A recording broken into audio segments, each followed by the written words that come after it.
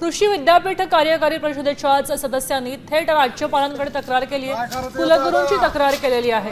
शेतकऱ्यांच्या उन्नतीसाठी कृषी विद्यापीठ आहे। मराठवाड्यामध्ये शेतकऱ्यांची पिकं हातची गेली आहेत, कुणाच्या जमिनीच वाहून गेलेल्या आहेत आणि इथे परभणीच्या वसंतराव नाईक मराठवाडा कृषी विद्यापीठामध्ये राष्ट्रीय परिसंवादाच्या नावे उधळपट्टी सुरू आहे असा गंभीर आरोप केलाय। आता कारवाईची मागणी पत्र आणि व्हिडिओद्वारे सुद्धा विद्यापीठाच्या कार्यकारी परिषद सदस्यांनी राज्यपालांकडे केलेली आहे। आम्ही याबाबत विद्यापीठाच्या पीआरओंना संपर्क करून कुलगुरूंची प्रतिक्रिया घ्यायचा प्रयत्न केला, मात्र ते कार्यक्रमात असल्यानं पीआरओंनी सांगितल्याचंही त्यांनी म्हटलंय।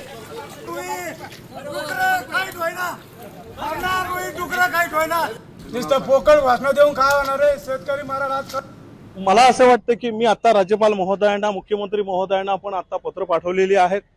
माझी स्पष्ट आजपासून नाही, ह्याच्या आधी पण बांधकाम विभागामध्ये जे काही घोटाळे झालेले आहेत त्याच्यावरती पण चौकशा चालू आहेत।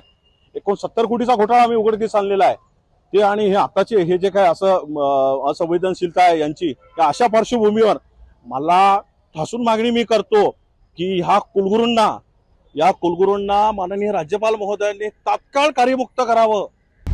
आता isakal.com आहे देशातील नंबर 1 ची मराठी न्यूज वेबसाईट। प्रत्येक अपडेटसाठी isakal.com ला नक्की भेट द्या।